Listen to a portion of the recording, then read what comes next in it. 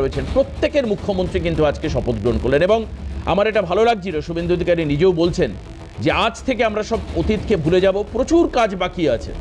আজকে আর ওই তুমি তুমি আমি আমি নয়, তুমি ওই দল আমি এই দল তা নয়, আমরা সবাই পশ্চিমবঙ্গের মানুষ, আমরা সবাই বাঙালি, বা যারা পশ্চিমবঙ্গে বাস করেন অবাঙালি, তারা সবাই মিলে আমাদের রাজ্য পশ্চিমবঙ্গের উন্নতি খাতে আমাদেরকে জান প্রাণ দিতে হবে।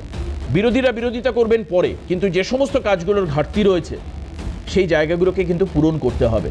প্রাইমারি শিক্ষা থেকে শুরু করে, স্বাস্থ্য থেকে শুরু করে, রাস্তাঘাট, ব্রিজ, মেট্রো সম্প্রসারণ, যে সমস্ত জায়গাগুলো বিরোধিতা করলে কারোর লাভ নেই, সেই জায়গাগুলো যদি ডেভেলপ করা যায় তাহলে কিন্তু এটা বাংলার প্রাপ্তি। তুতু ম্যামের দিন আজকে আর নেই। আগামী বেশ কয়েক বছর বিজেপিকে ফ্রি, মানে একদম ফ্ললেসলি কাজ করতে দিতে হবে।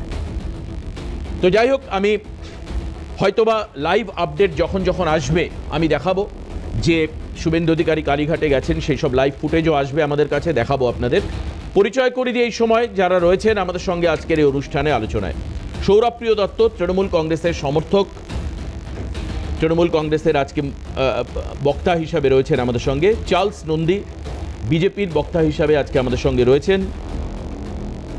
মানস কুমার ভদ্র আমাদের সঙ্গে রয়েছেন, জাতীয় কংগ্রেসের মুখপত্র হিসাবে আমাদের সঙ্গে রয়েছেন। আর কিছুক্ষণের মধ্যেই পাপিয়া দত্ত, ত্রিপুরার নেত্রী এবং দায়িত্বপ্রাপ্ত নেত্রী, তিনি আমাদের সঙ্গে এসে উপস্থিত হবেন।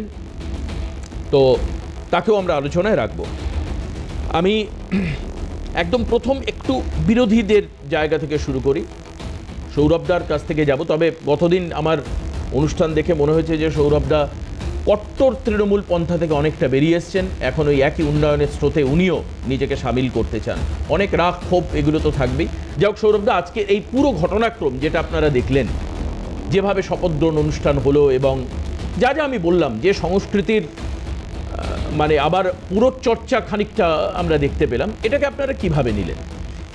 প্রথমেই আমি বলি, যেটা তুমি বললে যে সৌরভদা কতদিন থাকবে, আমি এখনো বলি মমতা বন্দ্যোপাধ্যায় যদি নেতৃত্ব দেয় তাহলে আমি কট্টর তৃণমূল থাকবো, যদি সেটা শুধু মমতা বন্দ্যোপাধ্যায়ের নেতৃত্বে থাকা যায় তাহলে। দু নম্বর হচ্ছে আর কেউ না। আচ্ছা, দু নম্বর হচ্ছে যে মানে অভিষেক বন্দ্যোপাধ্যায় একদমই না, একদমই না।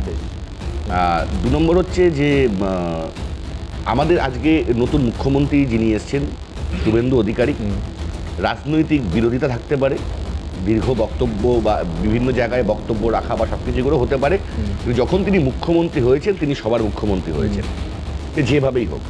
তো সেই জায়গায় দাঁড়িয়ে আমি আশা করব যে জায়গাগুলো ঘাটতি বলে উনি এসেছেন এবং বাংলার মানুষের কাছে তুলে ধরেছেন যে এই জায়গাগুলো তৃণমূল কংগ্রেস করতে পারেনি, আমি আশা করব ওনার কাছে তিনি সেই জায়গাগুলো পূরণ করবেন।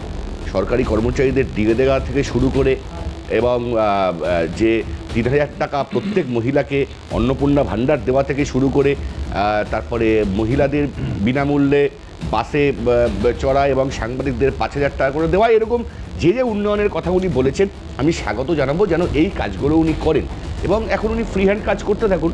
যদি সেরকম দেখা যায় যে বিজেপি সরকার সেই কাজ করছে না, আমরা তো বিরোধী রয়েছি। ২১ সালে যে বিজেপি বিরোধিতা ছিল বা বিরোধী যা স্ট্রং ছিল তার থেকে তৃণমূল স্ট্রং বেশি। না, ঠিক আছে, আমরা শোনো, আমি বিরোধিতা করা আমাদের অভ্যাসে আছে, আমরা তো বিরোধিতা করেই ক্ষমতায় এসেছি। মমতা বন্দ্যোপাধ্যায়ের নেতৃত্বে লড়াই করেছি, শোভেন মিত্রর নেতৃত্বে লড়াই করেছি, তো বিরোধিতা কিভাবে করতে হয় সেটা আমরা জানি এবং আমরা চাই যে এটা একটা গঠনমূলক বিরোধিতা আমরা অবশ্যই করব। যখনই আমরা সরকারের কোনো ভুল দেখব সেটা আমরা চোখে আঙুল দিয়ে দেখিয়ে দেবো এবং আশা করব শুভেন্দু অধিকারীর নেতৃত্বে যে সরকার চলছে, যখন বিরোধীরা সরকারকে সেই চোখে আঙুল দিয়ে তার ভুলগুলো দেখাবে, তিনি সেগুলো শুধরে বাংলার মানুষকে সুন্দর ভালো বাংলা, যেটা মমতা বন্দ্যোপাধ্যায় চেয়েছেন, মমতা বন্দ্যোপাধ্যায় করে এসছেন, তার থেকেও ভালো বাংলা উপহার দেবেন, এটাই আশা করি। একদম তাই, এটাই আশা করা উচিত।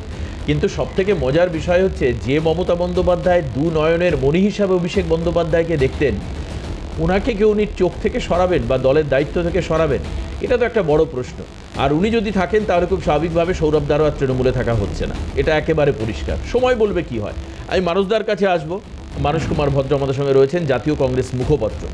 মানুষদা, বিজেপির সঙ্গে আপনাদের কেন্দ্রে বিরোধিতা রয়েছে, রাজ্যেও আপনারা এবার ইন্ডিভিজুয়াল পলিটিক্যাল পার্টি হিসেবে অনেক দিন পর শুভঙ্কর সরকার সভাপতির নেতৃত্বে আপনার লড়াই করলেন, সব কিছু ঠিক, আসন পেলেন, ভোটও হয়তো বাড়লো। আমি এখনও ওইভাবে পুঙ্খানুপুঙ্খ স্ট্যাটিস্টিক্স দেখিনি, আমি সংখ্যাটা বলতে পারবো না। কংগ্রেসের ফলাফল কম্পারেটিভলি ২১-এর থেকে ভালো হলো। বিজেপি ক্ষমতায় আসলো। আজকে আমরা তো সবাই দিনের শেষে বাঙালি। এই যে সংস্কৃতির কোথাও একটা আপনারাও বলতেন যে আজকালকার ছেলে মেয়ে কিরকম ডেসপারেট, আর তাদের মধ্যে শিক্ষা থাকলেও সেই সংস্কৃতি নেই, সভ্যতা নেই, ভব্যতা নেই। হ্যাঁ, আমি এটা বহু ক্ষেত্রে আলোচনায় দেখেছি আসছে উঠে, এবং ঘটনাক্রম তাই বলছে। রাস্তাঘাটে আমরা যা দেখি, চলি। আপনার কি মনে হয় এই যে সংস্কৃতির কথা যে বলছেন আজকে শপথ গ্রহণ অনুষ্ঠান, দেখুন আজকে যদি আমি জিজ্ঞেস করি আপনি বলবেন it is too early to say. Definitely তাই, একদিন এখনো হয়নি বিজেপি ক্ষমতায় এসছে, তবুও কি মনে হচ্ছে আপনার? প্রথমে আমি আমার বক্তব্য শুরু করার আগে আজকে বিশ্বকবি গুরু রবীন্দ্রনাথ ঠাকুরের আজকে জন্মদিবস, তাকে সশ্রদ্ধ প্রণাম নিবেদন করি, এবং আমার চ্যানেল প্যানেলিস্ট যারা রয়েছে এবং তোমাকে সমেত, এবং যারা যারা এই আজকের এই চ্যানেলের দর্শক, তাদের প্রত্যেককে আমি আমার শুভকামনা শুভেচ্ছা জানিয়ে আমি আমার বক্তব্য শুরু করছি। দেখো, তুমি যে প্রশ্নগুলো করেছো খুব প্রাসঙ্গিক প্রশ্ন। এই কারণে প্রাসঙ্গিক আমি বলবো যে আজকে শুভঙ্কর সরকারের নেতৃত্বে আমরা প্রথম যে আমাদের বিগত দিনে আমাদের কিছু একটু ভুল আমাদের ছিল, অবশ্যই ছিল, যে আমরা একক লড়াইটা করিনি, সেইখান থেকে আমরা অনেকটা পিছিয়ে পড়েছিলাম। তো সেইখানে অস্তিত্ব অনেকটা পিছিয়ে পড়েছিলাম, যে আমাদের ঝাঁটাটা উঠছে। দেখো, ভোটে জেতা হারাটা একটা ম্যাটার করে না, এটা রাজনৈতিক দলের ক্ষেত্রে। আজকের আমি জিতবো, কাল এরা জিতবে, পরশুদিন রাম জিতবে, শাম জিতবে, এভাবেই হয়। কিন্তু মেইন আমার যেটা সংগঠনের যে স্ট্রেংথটা, সেটা অনেকটাই ছিন্ন হয়ে গেছিলো। সেইখান থেকে আজকের আমাদের যে রাজ্য সভাপতি শুভঙ্কর সরকার খুব সাহসিকতার সাথে, খুব জোর কদমে এবং খুব শক্ত হাতে এই যে 294টা সিটে যে আমাদের মানে ক্যান্ডিডেট দিয়েছে লড়াই করবার জন্য, হারি যদি পরের প্রশ্ন, সেইখান থেকে যে আমাদের ভোট বেড়েছে তা নয়, ভোট বেড়েছে।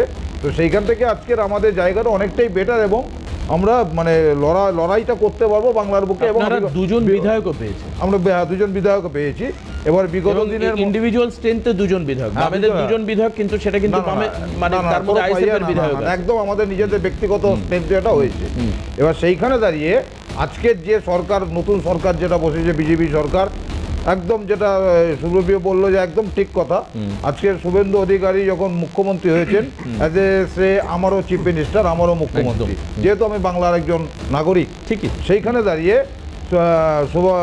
আপনার আমাদের শুভেন্দু বাবুকে আমি এবং শুভেন্দু বাবুর টিমকে আমি স্বাগত জানাই, আমার দলের পক্ষ থেকে নতুন সরকারকে স্বাগত জানাই। তারা ঠিকঠাক কাজ করুন। দেখুন, রাজনীতি অবশ্যই থাকবে, আমরা বিরোধী আছি, বিরোধিতা করব। তবে হ্যাঁ, আমি একদমই এই কথা এইখান থেকে বলবো, সেটা হলো যে আজকের যেটা ছিল আমরা প্রথম গান্ধীবাদী নীতিতে বিশ্বাস করতাম, করি এখনও, এবং আগামী দিনেও করব। দ্বিতীয় কথা আমাদের যেটা দাবি ছিল, যে সাধারণ মানুষ কি চায়? মানুষ চায় একটা ছাদ, মানুষ চায় একটু অর্থ রোজগারের জন্য যে কোনো একটা পথ, এবং একটু রুটি, যেটা আমাদের ছিল রুটি কাপড়া মাখান, এই যে আমাদের যে অঙ্গীকার ছিল, সেইখান থেকে আমরা একটা কথাই বলবো যে পশ্চিমবাংলার বুকে যেটা ক্ষীণ হয়ে গিয়েছিল, প্রথম হচ্ছে প্রশাসনিক। এবার আমি একটা কথা বলি, যে 2011-তে যে ভোটটা হয়েছিল, মানে বিনা হিংসা, বিনা রক্তপাতে, এবার সেইখান থেকে যে 26-এ যে ভোটটা হলো, সেখানে খুব ভালো ভোট হয়েছে, কোনো মায়ের কোল খালি হয়নি, সেখান থেকেও ধন্যবাদ জানাই। এবার আরেকটা যেটা আমি বলবো, সেটা হলো যে আজকের আমরা যে দাবিগুলো করেছিলাম, বা এটা আমাদের যেটা অঙ্গীকারে ছিল, বা বিজেপি আজকের যেটা বলছে সরকারে বসার পরে যেগুলো করবে, আজকের আমাদের প্রথমই কথা, যেটা বাংলার বুকে প্রথম হচ্ছে রক্তের যে বন্যাটা বইতো, সেটা যেন বন্ধ হয়, এবং প্রশাসনিক স্তর থেকে প্রশাসনিক ব্যবস্থা। কি মনে হয়, আমি ছোট্ট করে জিজ্ঞেস করি মানুষদা, নির্বাচনের জয়ের পর 4 তারিখ থেকে শুরু করে বিজেপি নেতারা বিভিন্ন সেক্টরে যেভাবে তারা অনলাইন, সোশ্যাল মিডিয়ায়, এমনকি ফিজিক্যালি বিভিন্ন এলাকায় গিয়ে পার্টি অফিস ভাঙচুর বন্ধ করা, শান্তির যে বার্তা দিয়েছেন, আপনার দেখে আমি তো সেই জন্য বলছি প্রত্যেকটা সিকোয়েন্সকে দেখতে হবে। আমি বিজেপি জয় করেছে বলে আল্লাহ আমি অবশ্যই সেই জায়গায় যাচ্ছি, আমি শুধু সিকোয়েন্সগুলো বলছি। কয়েকদিন আগে চন্দ্রনাথ রথ খুন হলেন, যশোর রোড অবরোধ হতে পারতো, গাড়ি ভাঙচুর হতে পারতো, যে পরিচিত ছবিগুলো, কয়েক হাজার বিজেপি কর্মী ভিভাসিটি হসপিটালের সামনে উপস্থিত ছিল, কিন্তু সেখানে কিচ্ছু হয়নি। না, সেই জায়গা থেকে তো বলবো, তো যদি একটা কথা, নতুন একটা সরকার বসেছে, আগের সরকার ভালো ছিল না, খারাপ ছিল, তারা যা করেছে সেটা যা বলেছিল পূরণ করতে পারেনি, সেটার পরিপ্রেক্ষিতে স্ট্রং বিজেপি সাংগঠনিকভাবে ছিল, তারা আন্দোলন করেছে। আমি না জয়টা বা মানুষ বলে, আমি মানসিকতা, মাইন্ডসেটের কথা বলছি। হ্যাঁ, সেইখানে যে মাইন্ডসেটটা হারিয়ে গেছিল, সেই মাইন্ডসেটটাকে রিস্টোর করতে গেলে সময় লাগবে। কিন্তু আমরা যেটুক দেখছি, আপনি আমাকে বলবেন যে আর্লি টু সে, কিন্তু মর্নিং শোজ দ্য ডে, এটাও তো বাস্তব। না একদম ঠিক, মর্নিং শোজ দ্য ডে সেটা ঠিক আছে, একদম আমি এটাকে অস্বীকার করছি না। আজকে যখন ওনারা বিভিন্ন চ্যানেল, বিভিন্ন সোশ্যাল মিডিয়ার মাধ্যমে ওনারা যে কথাগুলো বলছেন, অ্যাকচুয়ালি সেটা যদি ঠিকঠাক হয়, আমি বলছি তো সেটা যদি ঠিকঠাক হয় তাহলে সেটাই এটা কাম্য। প্রশংসনীয় এবং আপনারা বিরোধী একদম হিসাবে কাম্য। সঙ্গে এবং থাকবেন। দ্বিতীয় কথা হচ্ছে এটা যে আমি যেটা বললাম যে প্রথম হচ্ছে যে সুশাসনকে ফিরিয়ে আনা ঠিক। বাংলার বুকে, মানে ল অ্যান্ড অর্ডার রিস্টোরেশনের কথা একদম বলছেন। সুশাসন Good. ফিরিয়ে আনা Very বাংলায় good. এক। হ্যাঁ। 2 নম্বর নারী সুরক্ষা, যেন আমাদের এখানে জিরো টলারেন্স থাকে নারীর একদম, ব্যাপারে, একদম, একদম জিরো ভীষণ টলারেন্স প্রয়োজন। এটা চাইছি ভীষণ আমরা, প্রয়োজন। কারণ আমিও কোনো বাচ্চার বাবা, একদম। তো সেইখানে দাঁড়িয়ে এটা চাইছি। দ্বিতীয় যেটা চাইছি আমরা যে বাসস্থান, মানুষের সুরক্ষা, বাসস্থান এবং মাথার ছাদ। মাথার ছাদ যেটা, এবং একদম। কর্মসংস্থান, ঠিক। যেটা আমাদের পশ্চিমবাংলায় কোনো নতুন কোনো ইন্ডাস্ট্রি আসেনি, কোনো কিছু তৈরি হয়নি, এবং সরকারি জায়গাগুলোতে প্রায় লক্ষ লক্ষ ভ্যাকেন্সি পড়ে আছে, যেখানে কোনো রকম কোনো রিক্রুটমেন্ট হয়নি এত বছরে।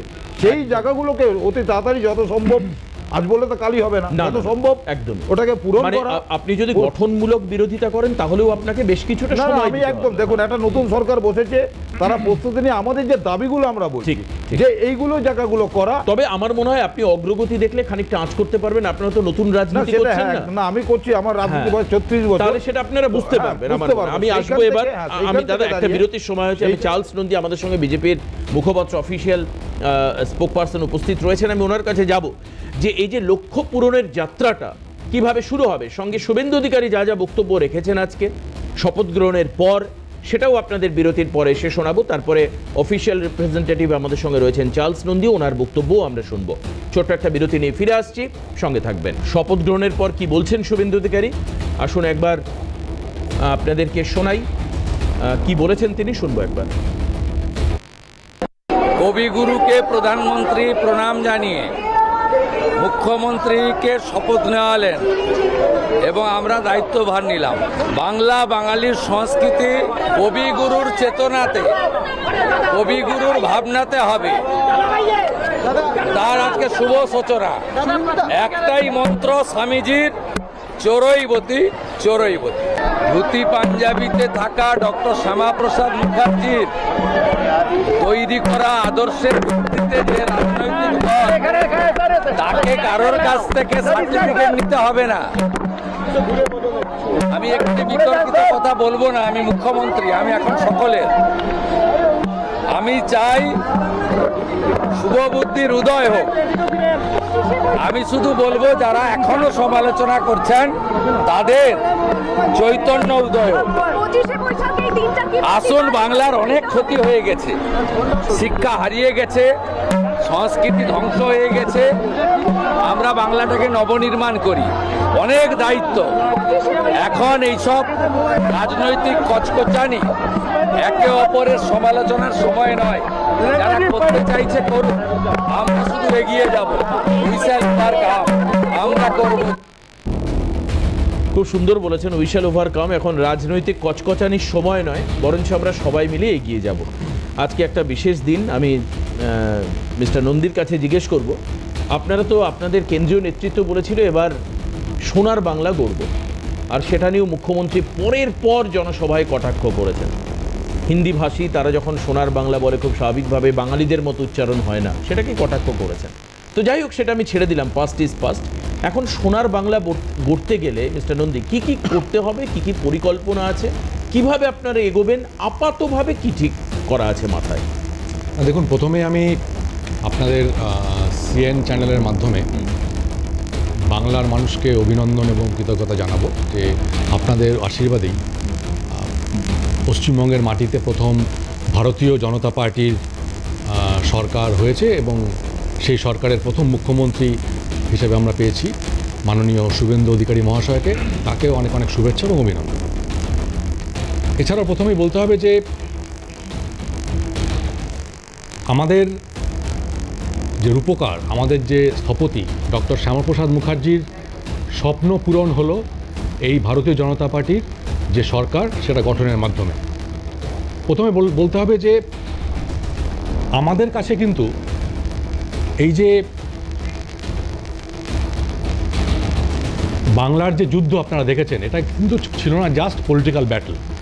এটা ছিল তার থেকে অনেক বেশি। কারণ মনে রাখতে হবে, আমাদের যেটা প্রথম থেকে মনে হয়েছিল, to save India we have to win Bengal, এটা ছিল আমাদের প্রথম মোটো। এছাড়াও আমাদের কাছে ব্যাটেলটা ছিল আরও অনেকগুলো বিষয়।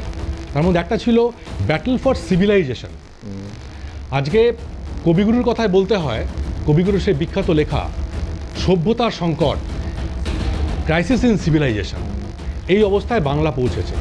সে অবস্থায় দাঁড়িয়ে আজকে একটু আগে আপনারা শোনাচ্ছিলেন যে মাননীয় মুখ্যমন্ত্রী আর সাংঘাতিক কথা বলেছেন যে এই মুহূর্তে যে আমরা পৌঁছেছি এটা কিন্তু আর সমালোচনা বা রাজনৈতিক কচকচনির জায়গা নয়, এবারে কাজ করতে হবে। কাজটা কি?